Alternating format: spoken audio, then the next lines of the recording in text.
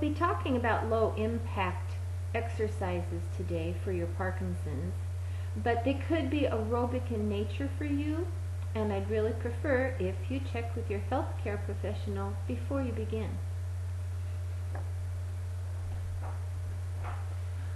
I'd also like to talk to you about shoes. Shoes are real important with exercise. I think you all know that. If you're not used to going barefoot, please don't. If you are used to going barefoot and doing exercise while you are barefoot, such as yoga, maybe Pilates, then go ahead and try these barefoot. Otherwise, I really would like you in an athletic shoe, not in a dance shoe that's flexible like this. This is kind of like even wearing your bedroom slippers. Too much flexibility. I don't want you in a sloppy shoe that's open in the back like this. Nice shoes. I like my shoes, but not for exercise. And then a high top shoe that's something like this it's appropriate if you need to have the support, to have this high shoe. You can see how tall that thing is. The counter on it is pretty good and stiff. The problem with a shoe like this is if you continue to exercise in a high top shoe, the shoe is going to be doing the work and supporting you instead of having your feet become flexible and your ankles become strong. So what we're after here is something like a real athletic shoe. You can see that the athletic shoe is kind of shorter in the front than it is here in the back, and you want to have the heel about a ½ inch higher than your toes. You can put your hand inside of your shoe and you can actually tell if there's a rise. And that gets you forward on your toes more.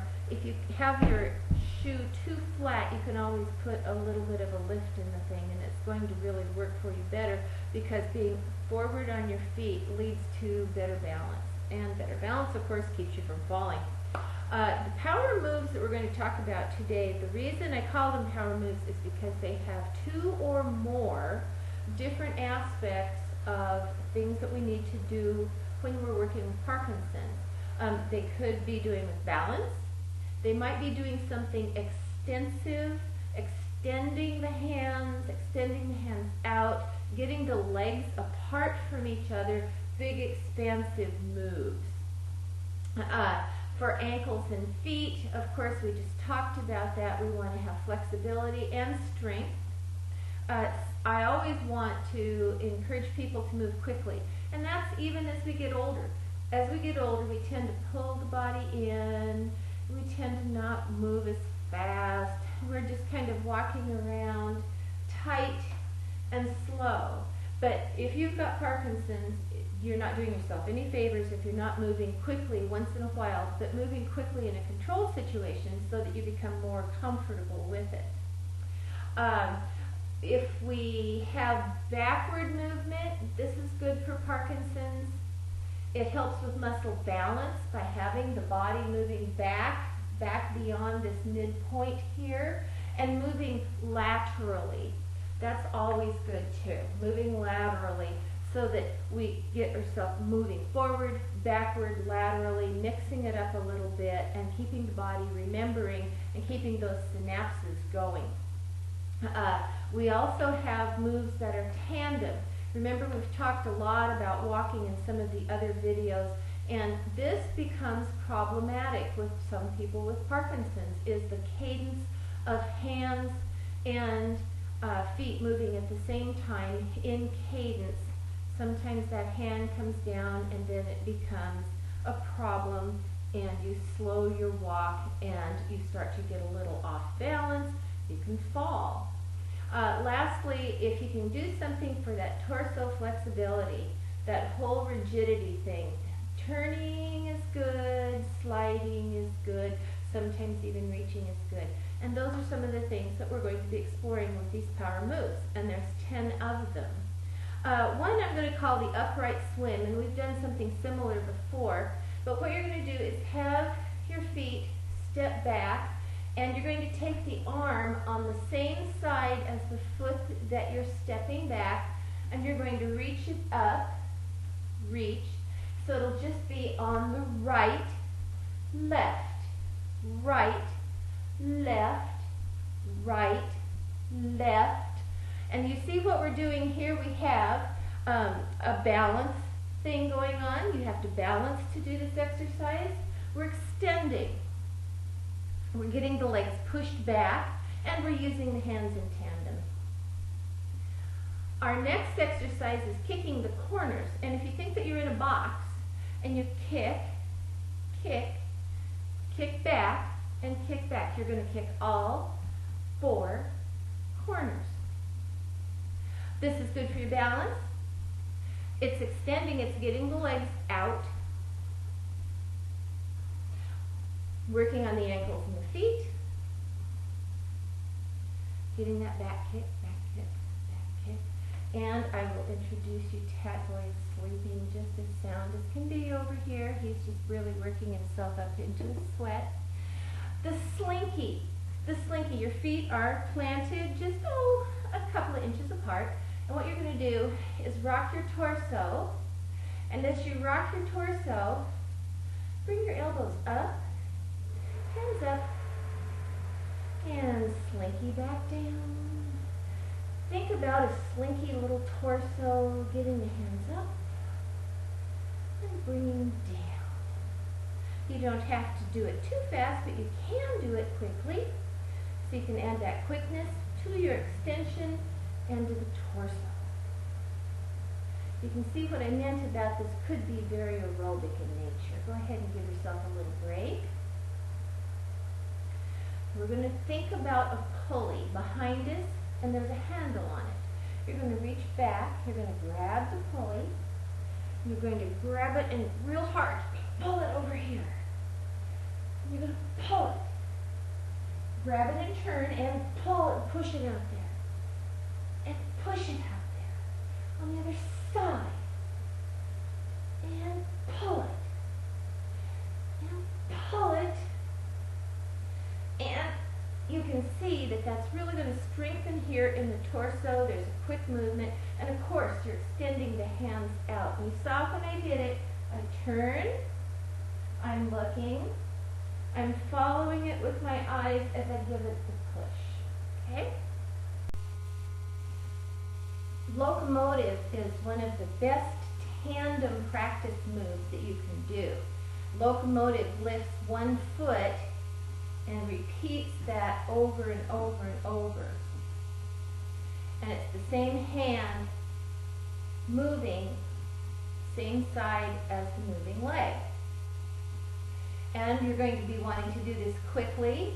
2, 3, 4, 5, 6, 7, and 8. And 1, 2, 3, 4, 5, 6, 7, and 8. And you can see how that foot goes back. So you have back, you have tandem, and you have quick. The ice skater, you've seen them. They're doing the ice skating back and forth, back and forth, back and forth. And their hand starts to do this, and they're just doing this whole business, right? But we're going to do it upright. Okay, so take a step with lateral stepping here. And step and up. Step and across. Step and up. Step and up. Step and up. Step and across. Good for balance. Step and up and the extension. And let's take a break. With that hand. Get your hand swinging. As you're moving in one direction, the hand is moving in the opposite direction. And swing it up. Good for your ankles and your feet, moving in tandem.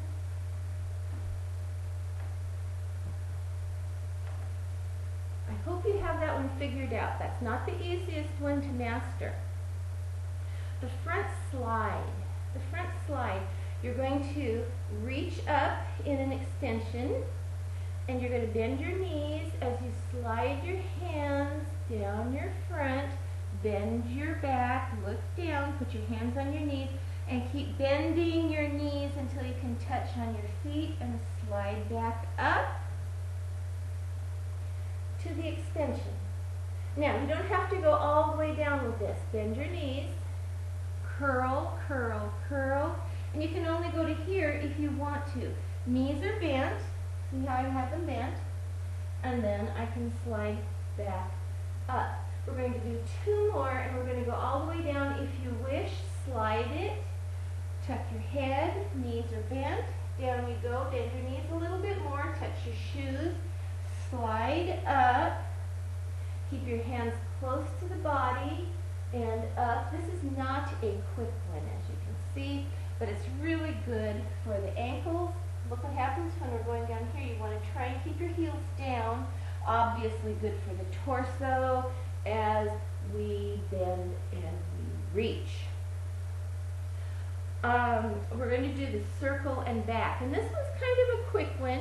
And we're going to get a little back motion with the arms and for the torso. Okay, so when I say circle, I mean up and around. And then bring both hands back. And up and around. And bring them back. Up and around and go with your head and look behind you.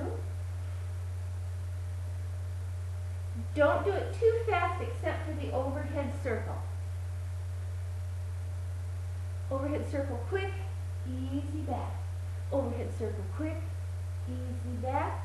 One more, easy back. Okay? The soldier's march, a little bit difficult, but you'll get it. It's a 1, 2, 3, and reach. Stand on one foot, and on the same side as the foot you're standing, have your hand up so you can start your march at 1, 2, 3, reach. 1, 2, 3, reach. 1, 2, 3, reach. 1, 2, 3, reach. Got it? Reach up on the same side as the weight-bearing leg. 1, 2, 3, reach. 1, 2, 3, reach. This is pretty obvious once you get going that we have an extension here. And it's a tandem movement, arms and legs. Get it going. Think how easy walking is going to be once you get this one under your belt. Okay, last but not least, moving laterally, the Highland fling. And we don't have to wear a kilt to do this. You can wear workout clothes.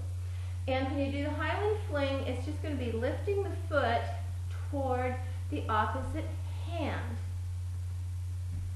You can see how good this is going to be for just about everything except the quick movement. Notice how I walked my hands up. So it's begin low. And you can just get your hands a little higher every time once you get the balance going. Make sure that you're not bending forward. And if you can't touch, just reach toward. And you can reach toward your knee if you need to, if you can't lift all the way up with your foot. There you have 10 PD power moves. I hope that you like to do those and try and interject them into your standard aerobic workout or maybe into your walking routine. Again, they can be very aerobic if you put them all together and you get used to doing them. You can play around with that, maybe have a good time and invite a few friends.